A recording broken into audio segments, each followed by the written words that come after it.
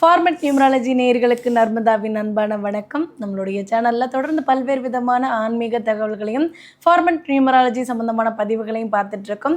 அந்த வகையில் இன்றைக்கி நம்ம பார்க்க போகிற இந்த ஒரு பதிவில் எந்தெந்த எண்களில் பிறந்தவங்க சுயதொழில் அப்படின்றத பண்ணலாம், அதையும் பார்ட்னர்ஷிப்பில் பண்ணலாம் பண்ணக்கூடாது அப்படின்றத பற்றின தெளிவான விளக்கம் கொடுக்கறதுக்காக நம்ம கூட இன்றைக்கி ஃபார்மட் நியூமராலஜியினுடைய தந்தை டாக்டர் மகா தனசேகர் ராஜா அவர்கள் நினைஞ்சிருக்கிறாங்க. வணக்கம் சார். வணக்கம்மா.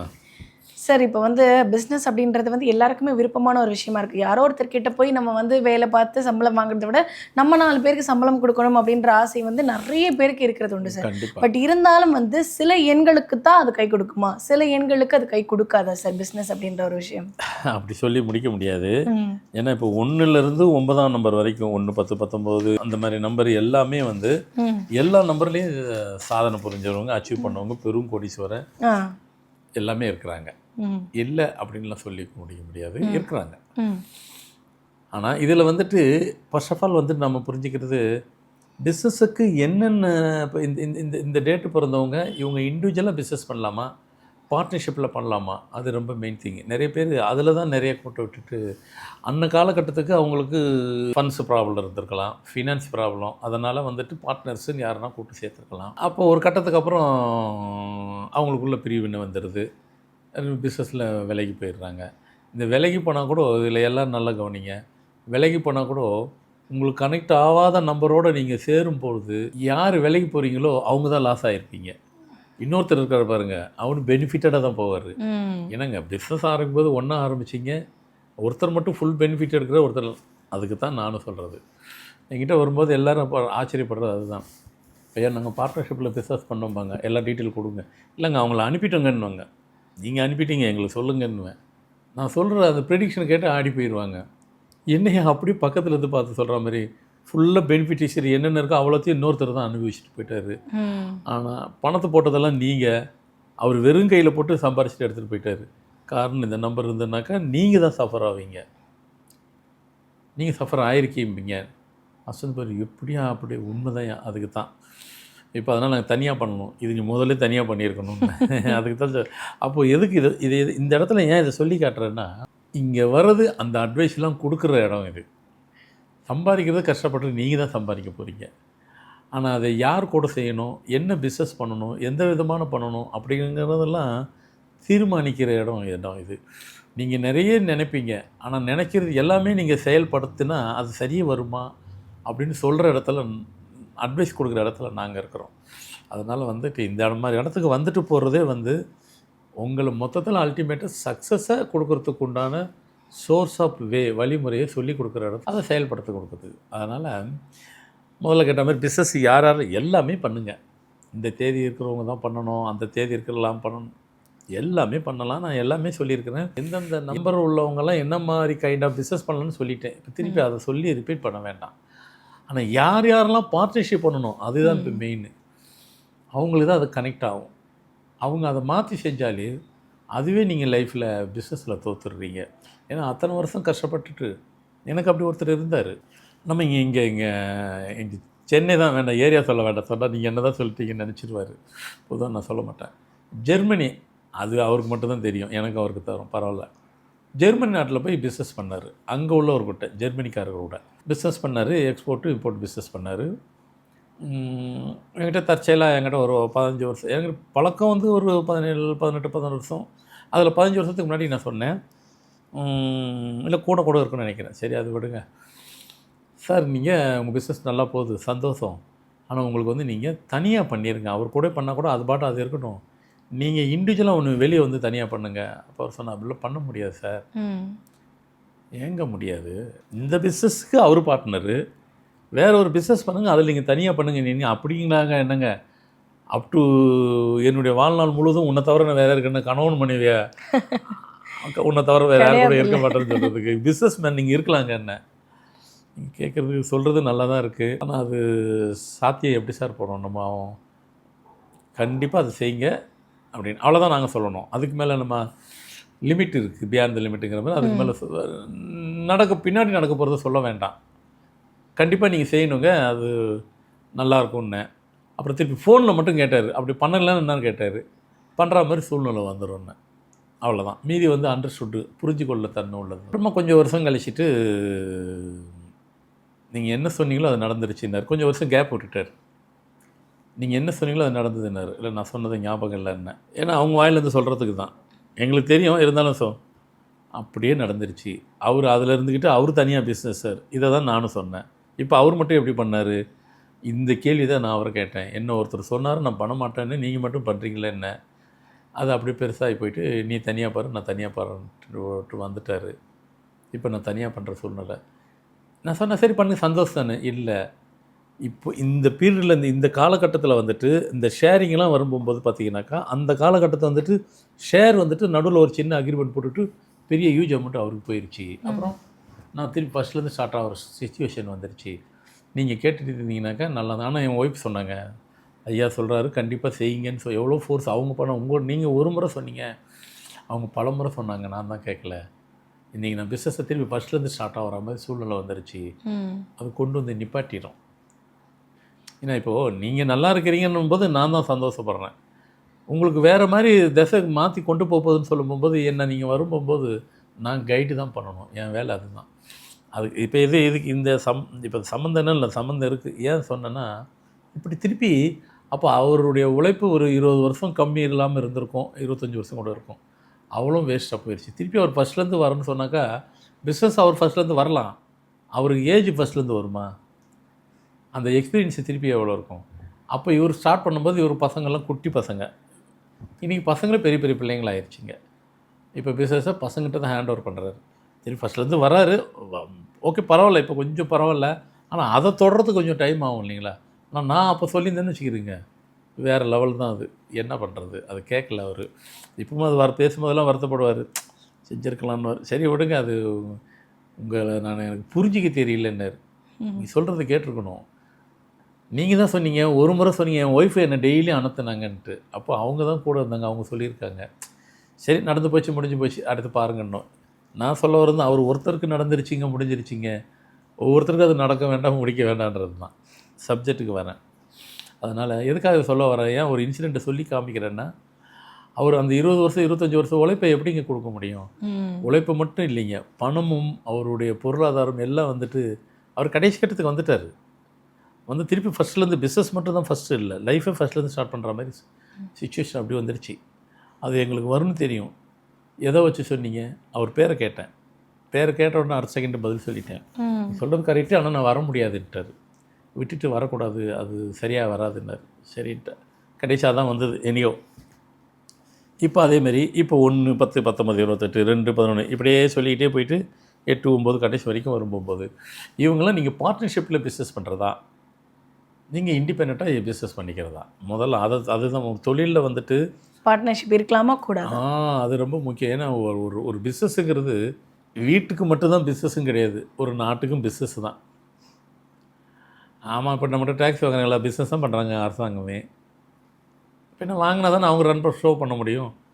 ஷோனா ரன் பண்ண முடியும், ஆட்சியை நடத்த முடியும், அரசாங்கத்தை நடத்த முடியும், மக்களை வழி நடத்தி செல்ல முடியும். அப்போ பிஸ்னஸுங்கிறது வீட்டில் உள்ளவர்களும் பண்ணணும், நாட்டில் உள்ளவர்களும் பண்ணணும். எப்படி பண்ணணும், எதை பண்ணணும், எந்த சிச்சுவேஷனில் பண்ணணும், எந்த சிச்சுவேஷனில் பண்ணணுங்கிறது முக்கியம். இதில் பார்ட்னர்ஷிப்பு எது வேண்டாங்கிறது. 1, 10, 19, 28 உங்களுக்கு வந்துட்டு பார்ட்னர்ஷிப்பு ஓகேவா இல்லையா அப்படின்னு எடுத்துக்கிட்டால் என்ன சொல்லலாம்? உங்களுக்கு வந்து பார்ட்னர்ஷிப்புங்கிறது ஃபர்ஸ்ட் ஆஃப் ஆல் வந்துட்டு அவுட் சைடு பார்ட்னர்ஷிப்பு ஒன்றுமே ஒர்க் அவுட்டே ஆகாது. இப்போ நான் சொன்ன பாருங்கள், ஒருத்தர் அவர் அந்த தேதி தான் ஒர்க் அவுட்டே ஆகாது. அதை மீறி பண்ணிங்கனாக்கா இப்போ ஒரு இன்சிடென்ட் சொன்னோமே, அந்த சூழ்நிலை வந்துடும். அந்த சூழ்நிலை அவரை தவிர யாருக்கு வரக்கூடாதுங்கிறதுக்காக தான் அதை சொல்லி காமிச்சேன். உங்களுக்கு இப்போ வரக்கூடாது, ரைட்.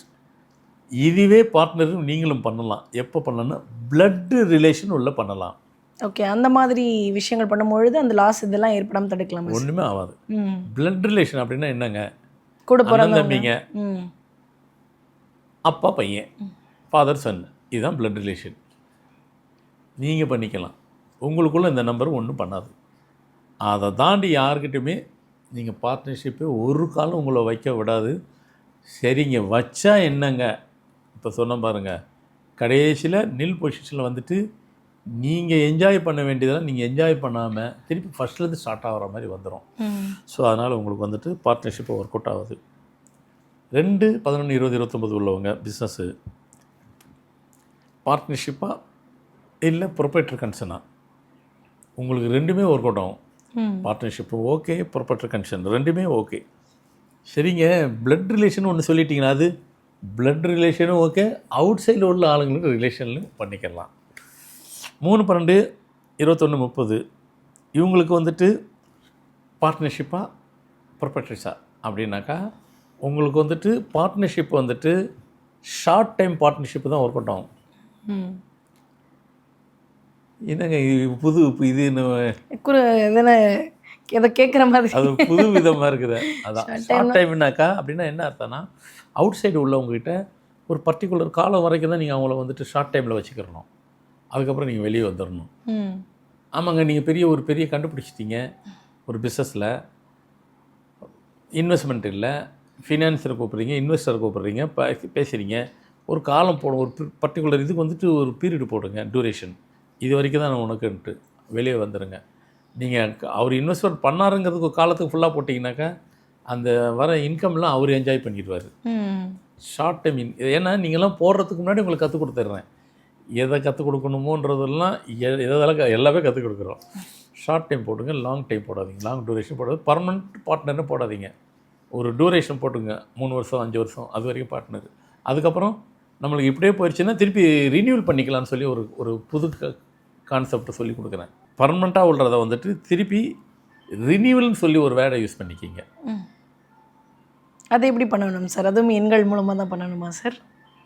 இல்லை, எண்கள்னு இல்லை, ரினியூவலுங்கிறது எண்கள்னு இருக்குது. இல்லை, ரினியூவல் பண்ணுறதுக்கு முன்னாடி இந்த மாதிரி எண்களை பயன்படுத்தி அது நீங்கள் பார்த்துக்க போகிறீங்களா, அது எண்களை பார்த்து பண்ணிக்க போகிறீங்க, அது வேறு விஷயம். சரிங்களா? அடுத்து 4, 13, 22, 31 உங்களுக்கு 4, 13, 22, 31 உங்களுக்கு வந்து ஆஸ் ஏ நம்பருக்கு வந்துட்டு ப்ரொப்ரைட்டர் கன்சர்னும் ஓகே, பார்ட்னர்ஷிப்பும் ஓகே. ஆனால் உங்கள் ஆட்டிடியூட்டுக்கு பார்ட்னர்ஷிப்பு ஒர்க் அவுட் ஆகாது. நம்பருக்கு ஓகே பண்ணிக்கலாம். எப்படி இந்த மேட்சிங் பார்க்குற இடத்துல வந்து என்ன சொல்லுவேன், அஸ்ட்ராலஜி படி மேட்சிங் இருக்குது, ஃபார்மல் நியூமராலஜி படி எண்கணித பிறகும் இருக்குது. ஆனால் குணத்தில் பார்த்தீங்கன்னாக்கா கேரக்டர் வைஸ் ஆட்டிடியூட் பார்த்தீங்கன்னா ஒத்து வராதுன்னுவேன். அதே மாதிரி உங்கள் ஆட்டிடியூட்ஸுக்கு பார்ட்னர்ஷிப்லாம் ஒர்க் அவுட் ஆகாது. இப்போ வந்து அந்த டேட் ஆஃப் பர்த்தை வச்சு இவங்க ஆக்டிவிட்டி இதுக்கு பிஸ்னஸ் அப்படின்றது பார்ட்னர்ஷிப்பில் ஒர்க் அவுட் ஆகாது அப்படின்றத பொதுவாக எல்லா அந்த டேட்டில் பிறந்தவங்களையும் நம்ம முடிவு பண்ணிக்கலாமா சார்? ஆமாம், இப்போ 4ஆம் தேதி, 13ஆம் தேதி, 22ஆம் தேதி, 31ஆம் தேதி பிறந்தவங்க யாராக இருந்தாலும் உங்களுக்கு ப்ரொப்ரைட்டர் கன்சர்ன் தான். பார்ட்னர்ஷிப்பு உங்கள் ஆட்டிடியூட்டுக்கு ஒத்து வராது, உங்கள் குணநலனுக்கு ஒத்து வராது. பாதியில் தான் முழுசாக கடைசி வரைக்கும் பார்ட்னர்ஷிப் இருக்க முடியாது.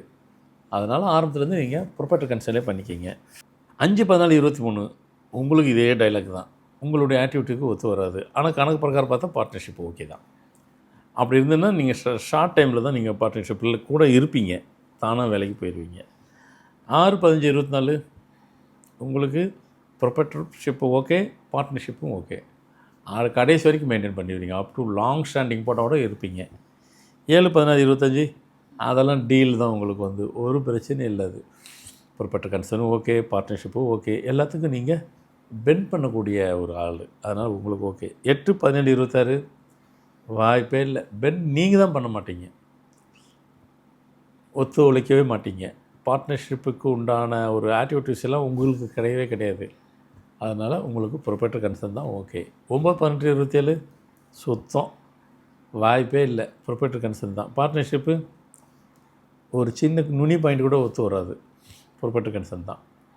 ஸோ இப்போ இதை முதல்ல தெரிஞ்சு இதை நீங்கள் இம்ப்ளிமெண்ட் பண்ணாவே ஃபஸ்ட்டு பிஸ்னஸில் சக்ஸஸ்ஸு, இதுவே உங்களுக்கு பெரிய சக்ஸஸ்ஸு. ஏன்னா பிஸ்னஸ்ஸுங்கிறது பொதுவாக ஒரு ஃபார்முலா. பிஸ்னஸ்ஸுங்கிறது ஒரு ஃபார்முலா. இந்த ஃபார்முலாவை யார் படிச்சுக்கிட்டாங்களோ, யார் தெரிஞ்சுக்கிட்டாங்களோ பிஸ்னஸில் அவங்க ஜெயிச்சிருவாங்க. பிஸ்னஸின் ஃபார்முலாவில் இது ஃபஸ்ட்டு ஃபார்முலா. நிறைய ஃபார்முலா இருக்குது, இது ஃபஸ்ட்டு ஃபார்முலா.